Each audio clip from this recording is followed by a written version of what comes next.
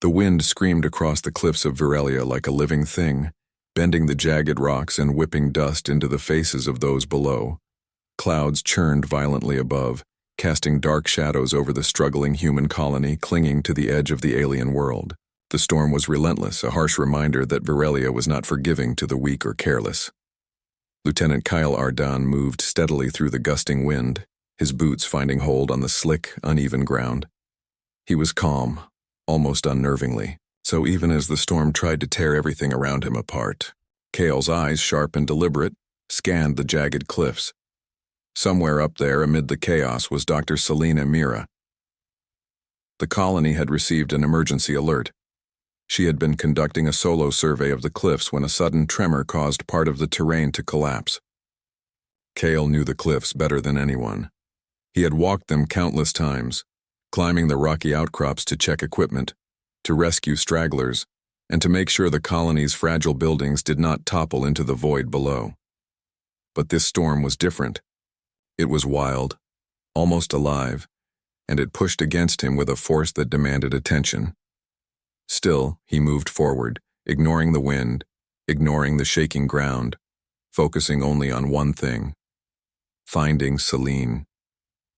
Selene had always been confident, capable, brilliant. She had built much of the colony's infrastructure, designed machines that kept the harsh environment at bay, and solved problems that had stumped others for months. But Kale knew that even the strongest people could falter when faced with sheer danger. And right now she was trapped somewhere up there alone, fighting both the storm and her own fear. He spotted a flash of movement on a high ledge, a small figure hunched, gripping a survey tool like it was a lifeline. That was her, Selene Mira. Kyle pushed forward, keeping his footing despite the wind and mud, his mind calculating the safest path to her.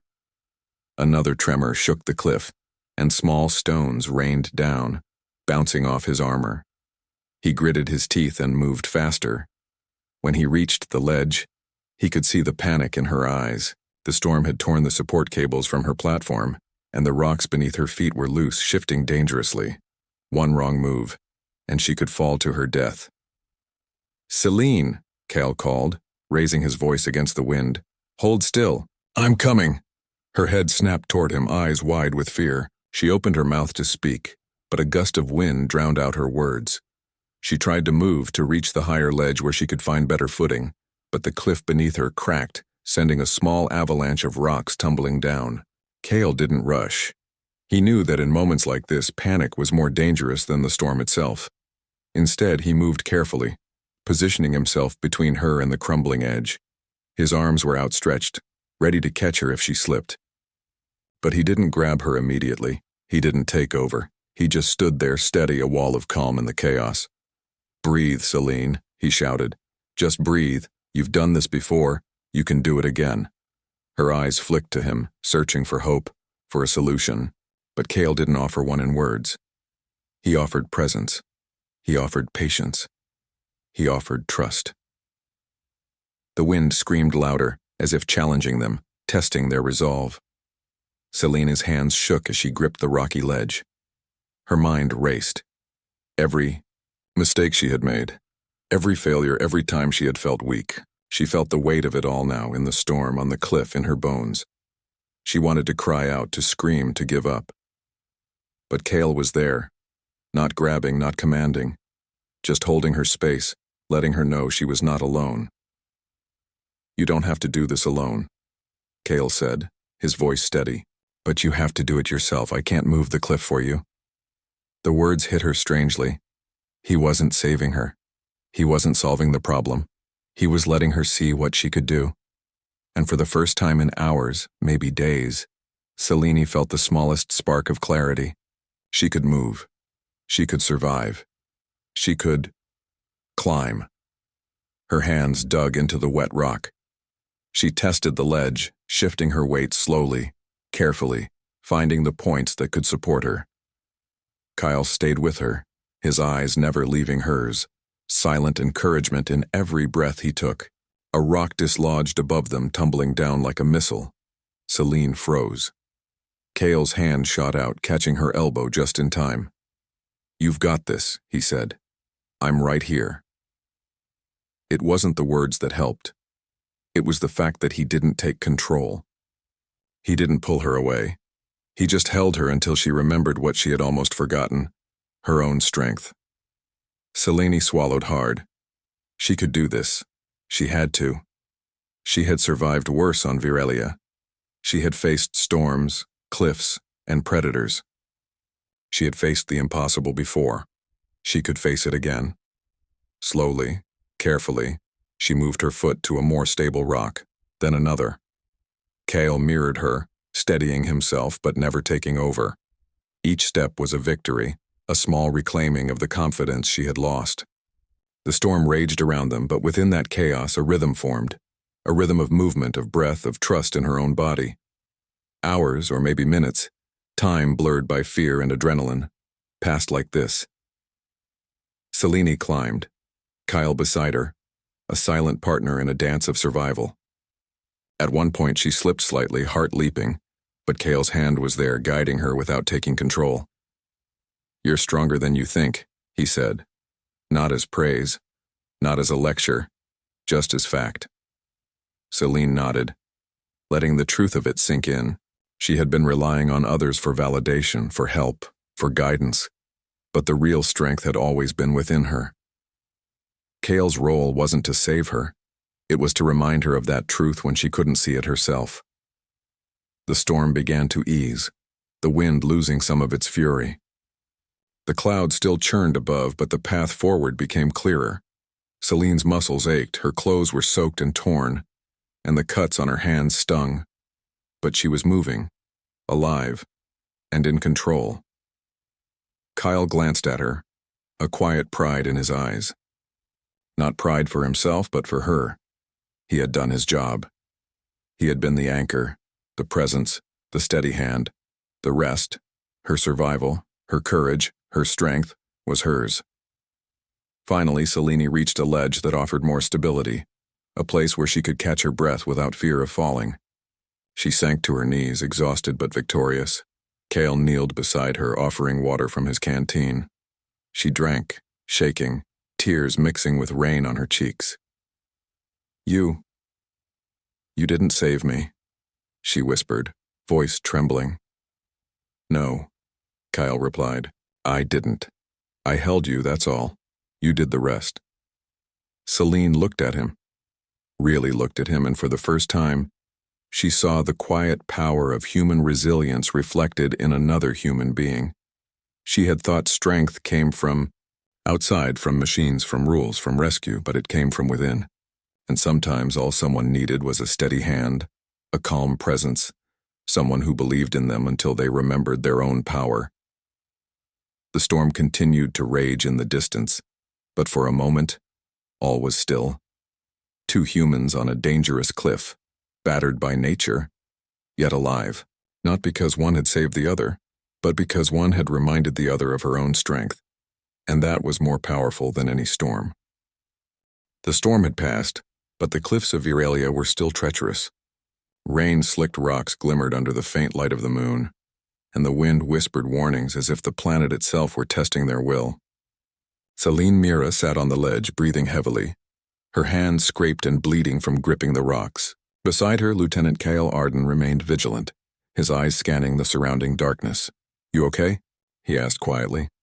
His voice was calm, but the concern in his eyes was unmistakable. Selene wiped the rain from her face and shook her head. I think so. But this place, it's too much." Kyle didn't respond immediately. He understood that words were less important than presence, so he just sat quietly beside her, letting the silence speak. In that quiet, Selene began to feel something she hadn't in a long time, a spark of clarity. The fear was still there, sharp and biting, but beneath it, she could sense her own strength rising. "You know," Kale said after a few moments, breaking the silence, "humans have survived far worse than this. Tsunamis, earthquakes, volcanoes, wars. The storm is big, but you're bigger." Selene laughed bitterly. "That's easy to say. You've never been alone on a cliff looking down at the abyss thinking you might die." Kale didn't flinch. "I have been scared, and I have been alone. But fear doesn't mean weakness. Fear means you're alive, and alive means you can fight." Selene looked at him, trying to absorb the truth in his words. She had spent months doubting herself, questioning whether she belonged on Virelia, whether her skills were enough to keep the colony alive. Now, facing death on a cliff, she realized that those doubts were unnecessary. She was capable. She was strong. She just had to remember how to act. Kyle stood and extended his hand to her. "Come on, we can't stay here. The cliff isn't stable, and night predators are attracted to movement." Selene hesitated, looking down at the ledge. The drop was dizzying, and the path ahead looked even more dangerous. But Kale's calm presence reassured her, not because he would save her, but because he trusted that she could handle it herself. She took his hand and stood, knees shaking. "All right," she said, voice steadying. "Let's do this." They began moving carefully along the ledge, Selene leading the way. Kale stayed just behind her, a steady support but never taking over. Each step was deliberate, each handhold checked before she trusted it. The cliff groaned under their weight, loose stones sliding into the darkness below. Every muscle in her body screamed to stop, to retreat, to collapse in exhaustion. But she kept moving, each step a small victory over fear. After a short distance, the cliff narrowed, forcing them to walk single file. Selena glanced at Kale. "I don't know if I can do this," she admitted. Kale shook his head. "You already are. You're just not giving yourself credit yet." The path grew worse. A section of the cliff had collapsed completely, leaving a jagged gap. Selene crouched and assessed it. The drop was too far to jump safely, and the ledge on the other side was slippery. She could feel panic rising again, but Kale's presence reminded her to breathe, to focus. "I can use the rope from my harness," Selene said, pulling a coil of climbing rope from her pack. "I can secure it to the anchor points and make a bridge." Kyle nodded. "I'll follow your lead." Selene tied the rope carefully, checking each knot, testing the strength before taking a step. She felt the adrenaline surge through her, sharpening her senses. Her hands were cold, numb from the rain, but her mind was clear. She could do this. She would do this. With Kyle watching, she inched across the gap, muscles straining, heart racing. The wind tried to push her sideways and rocks crumbled beneath her boots. But step by step she crossed the gap, her determination stronger than her fear. When she reached the other side, she looked back at Kale. "You can do it," she said. Kale smiled, silently proud. He followed her, crossing the rope bridge without complaint, trusting her judgment entirely. Once across, they continued along the cliff, moving slower now. The rain had stopped, but the ground was still wet and treacherous. Small alien creatures, drawn by the scent of blood and the vibrations of movement, began to stir in the shadows. Kale noticed their glowing eyes in the darkness and tightened his grip on his weapon. "Selene," he whispered. "We have company." Selene's eyes widened, but she didn't panic. Instead, she scanned her surroundings and noticed narrow crevices and outcroppings that could provide cover. "Follow me," she said, voice firm. "We can use the rocks to hide, then make a run for the lower plateau." Kale followed, impressed. Selene wasn't just surviving. She was leading. The fear that had paralyzed her earlier had been replaced by strategy and action. Every step she took reminded her of her own resilience, and Kale stayed close, offering guidance only when necessary. The alien predators, a mix of Virelia's native fauna, were fast and relentless. Their claws scraped the rocks, and their low growls echoed through the canyon. Selene ducked into a crevice, crouching low, her mind calculating their next move. Kyle did the same, covering her. "On my mark," Selene whispered. She had spotted a narrow path leading down to the plateau, a route the predators couldn't reach. "We run together and we don't stop." Kale nodded. "Got it." Selene counted silently to 3 and then leaped from the crevice onto the path. Kale followed immediately, keeping pace with her. The predators lunged, but Selene had anticipated their moves, using the terrain to slow them down. She felt the thrill of danger, the rush of survival, and the undeniable proof that she could handle herself. Halfway down the path, the cliff trembled. Rocks tumbled, forcing them to jump and dodge. Kale extended his hand, steadying her as she leapt to safety. "You're stronger than you think," he said again. Selene didn't answer. She just kept moving, letting each step be an affirmation of her strength. She had learned something vital. The moment she doubted herself, the moment she relied entirely on others, was when danger could consume her. But when she trusted her own mind, her own body, her own courage, then she could survive anything. Finally, They reached the lower plateau. Celine collapsed to her knees, exhausted but victorious. Kyle sat beside her, sharing a quiet moment of relief. The predators had not followed, deterred by the difficult terrain and Celine's clever maneuvers. "You did it," Kyle said softly. "All of it. Not me. You." Celine looked at him, breath coming in heavy gasps. I really did," she whispered, awe in her voice. She had faced the storm, the cliff, and the predators, and she had emerged alive because she had remembered her own strength. Kale smiled, a quiet warmth in his eyes. "You remembered. That's all I ever wanted you to do." Celine laughed softly, the sound mingling with the distant echo of the storm's fading roar. She felt powerful, capable, and alive, not because someone had saved her, but because she had saved herself, with Kale's presence as a reminder that she wasn't alone in her fight. The moon broke through the clouds, casting a soft silver light across the plateau. Celine stood slowly, feeling the ache in her muscles and the sting of her cuts, but also the thrill of survival. She looked at Kale and nodded. "Let's get back to the colony. I think I can lead the way now." Kale nodded in agreement, silently recognizing the transformation he had witnessed. Celine was no longer the unsure engineer clinging to survival. She was a force of human determination, intelligence, and courage. She had remembered who she was, and that memory was stronger than any storm, any predator, any challenge Virelia could throw at her. As they moved forward toward the colony, Celine's steps were steady, confident. She had been tested, she had been afraid, but she had overcome. And Kale walked beside her, not as a rescuer, but as a witness to the human spirit at its finest.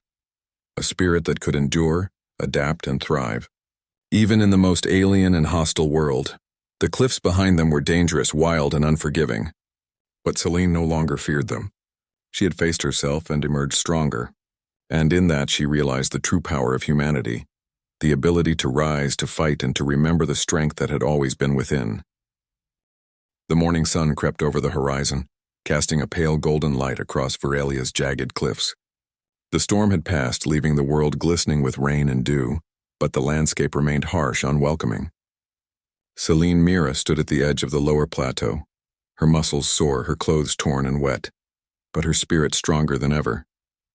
Beside her, Lieutenant Kale Arden moved with the same quiet vigilance that had kept them alive through the storm and the treacherous cliffs. "This is it," Celine said, her voice calm but resolute. "From here we can make it back to the colony." Kyle nodded, trusting her judgment completely. He had been with her through fear, through uncertainty, and now he saw the transformation. She was no longer the unsure engineer trapped on the cliff. She was a leader in her own right, a survivor, a human who understood her own power. The path ahead was not easy. The plateau narrowed into a winding canyon littered with jagged rocks, steep drops, and unstable terrain. Virelia's native predators, curious and persistent, could still be nearby. But Celine did not hesitate. She led the way, her mind calculating the safest route, her body moving with purpose. "Keep close," she instructed, glancing back at Kale. "Watch the footing. If anything moves, signal me immediately." Kale obeyed without question. He had witnessed her courage, her focus, her skill, and he knew that she could guide them both safely if they trusted her entirely. The first challenge came quickly. A narrow ledge stretched across a deep ravine, the only way forward. Below, the rocks jutted sharply, a fall that would have been fatal. Celine examined the ledge, testing the stone with her boots. It was slippery, wet from the previous storm, but solid enough if she moved carefully. "Follow me exactly," she said, and began to cross. Kale followed, step by step. His eyes never left hers, ready to assist, but he let her lead. She inched across the ledge, muscles tight, mind focused. Halfway across, a loose stone shifted, threatening to send her tumbling. Without hesitation, she adjusted, shifting her weight and gripping the ledge firmly. Kale mirrored her movements, impressed by her balance and control. When they reached the other side safely, Celine exhaled deeply. "See? We can do this," she said, a hint of a smile breaking through. But Virelia was not done testing them. Ahead, the canyon narrowed further, and movement in the shadows revealed the predators had not given up. 4 creatures, sleek and fast, with glowing eyes and sharp claws, emerged from the rocks. They were clearly hungry, and the storm had driven them out of their usual hunting grounds. Celine crouched, assessing their position. "We have to move fast. I can create a diversion with rocks and draw them away while we slip past, she whispered. Kyle's eyes widened slightly. Do it, he said, knowing she had thought it through. Selene picked up a loose stone and threw it into a narrow crevice, the sound echoing through the canyon. The predator's attention snapped toward the noise. She threw a second, then a third, drawing them toward the shadows while she guided Kale along a safer path. Step by careful step, they moved past the predators. Selene's heart pounded, but her mind was clear. Each movement, each decision was hers. Kale followed, silent and supportive, watching the human's natural instinct for survival at work. Finally, the predators lost interest, returning to their hidden dens in the rocks. Selene allowed herself a brief pause. Her hands shook slightly, but not from fear, from exhilaration. She had done it. She had led, planned, and acted. She had faced the danger and come out alive. Kale looked at her, a quiet admiration in his eyes. You never needed me to save you, he said. You just needed me to stay with you. Selene smiled, feeling a warmth spread through her despite her exhaustion. And you did, but now I can take us home. The rest of the canyon was narrow and jagged, but Selene's focus never wavered. She found stable footholds, used her engineering knowledge to test the safety of ledges, and guided Kale through paths even the predators would struggle to follow. Every step reinforced her confidence. Every obstacle overcame reminded her that humans were not just fragile beings struggling against nature. They were adaptable, intelligent, and resilient. Hours seemed to pass in minutes as they navigated the final stretch. Selene's legs ached, her hands were raw from gripping rocks, and her body was drenched in sweat and rain.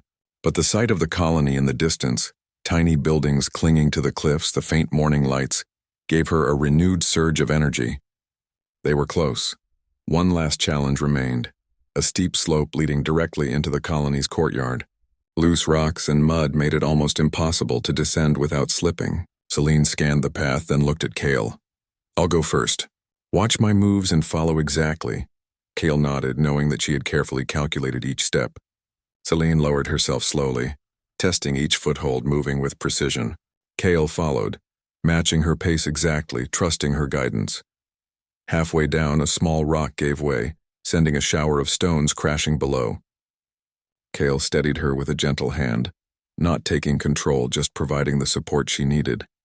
Selene adjusted quickly, her focus unbroken, and continued down the slope. Finally, they reached the courtyard. Selene sank to her knees, exhausted but victorious. The ground beneath her was solid, familiar, and safe.